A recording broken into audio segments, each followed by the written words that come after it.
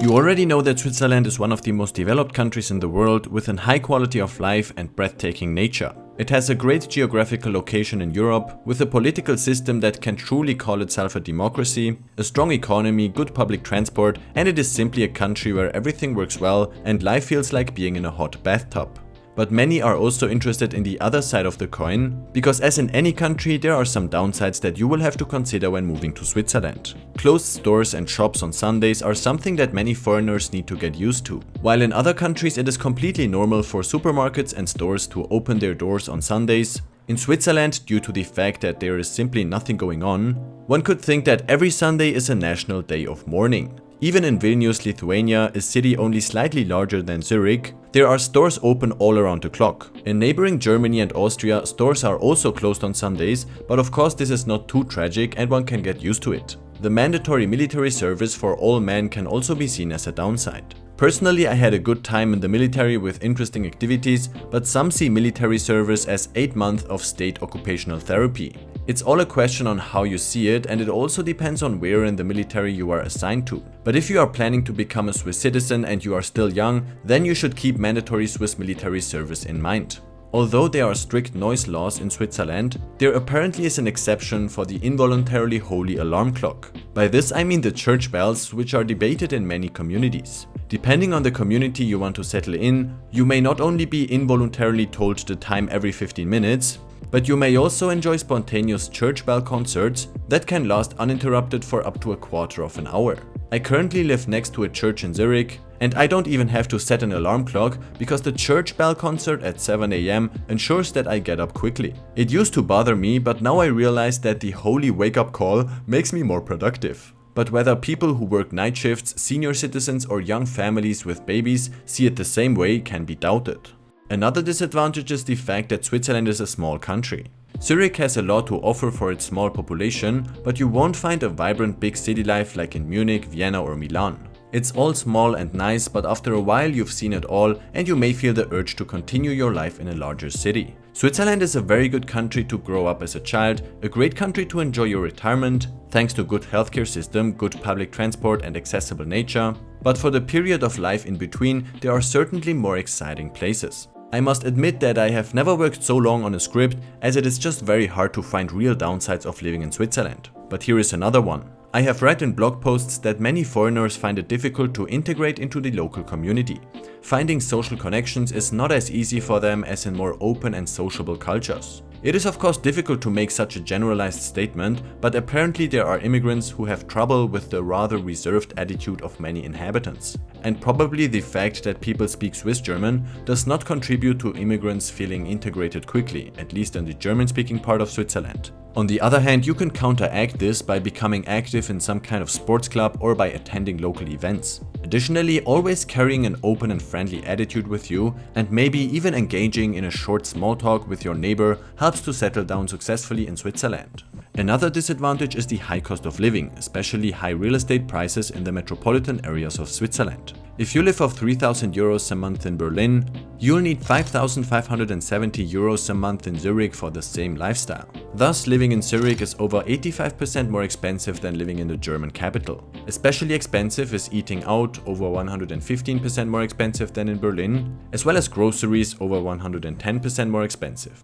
So if you are planning to move to Switzerland, it is a good idea to start accumulating some savings. Of course, higher wages compensate for the high cost of living, so you only need to bridge the time until you find a job in Switzerland. However, if you are thinking of buying property in a major city in Switzerland, be prepared to not only face high prices, but also very limited supply and a competitive market. Another point I came across in my research is the high pressure to succeed. Compared to other countries, success in work and life plays an above-average role in Switzerland. While in global comparison, people in Switzerland do not work extremely much, Switzerland ranks first in a European comparison with 42.4 hours per week in full-time. Switzerland is considered an achievement-oriented society, which is good, or as an economics professor at ETH University puts it, the Swiss culture is a work culture in which diligence is considered a very good quality. And this also explains why the Swiss rejected the referendum 6-week vacation for all with a large majority, to the surprise of the international press. So Switzerland is not the best country for a laid-back lifestyle or for pursuing dolce vita or bon vivant. On the other hand, part-time work is extremely popular in Switzerland and definitely an option for you if you want to take it a bit easier. Another disadvantage is the fact that daycare places in Switzerland are not only very expensive, but in certain regions the supply is extremely limited. 90% of daycare centers are privately run, with costs averaging about $130 per day. Although daycare expenses can be written off taxes, daycare often takes up a lot of space in the budgets of young families. Costs can vary significantly depending on where you live, whether the daycare is subsidized, or whether your employer also contributes to the cost of daycare. Certain companies even have their own daycare center, so it depends on personal circumstances. But besides the high costs, availability is also a problem. In order to secure a place for your child in a daycare center, you should start looking for one early, preferably from the first month of pregnancy. Waiting lists are often very long. It's no wonder then that Switzerland leads Europe in the proportion of childcare provided by grandparents or neighbors. Matching this disadvantage is limited maternity leave. In 2005, maternity leave was set to 14 weeks with a minimum of 80% of the previous salary, but a maximum of 196 francs a day. Unlike most European countries, Switzerland does not have parental maternity leave. Instead, pregnant women are expected to work until the birth of their child. As a result, 70% take sick leave at least 2 weeks before the expected date of birth. In this case, however, women are dependent on a doctor's certificate. In addition, maternity leave is very short by European standards. This makes Switzerland rank last in Europe in terms of support for young parents. In a report published by UNICEF in 2021, Switzerland was also named as one of the worst performers in terms of support for young families in a comparison of all OECD and EU countries. The last two downsides are, as always, more to be taken with humor than with seriousness. A big blunder is driving too fast on Swiss roads. Residents are extremely sensitive to the speed limit, and for good reason, because exceeding the speed limit becomes very expensive very quickly. So in Switzerland you better not push your car to its speed limits. You can even end up in jail for it. And with the amount of speed cameras in Switzerland, I wouldn't count on your sins going undetected.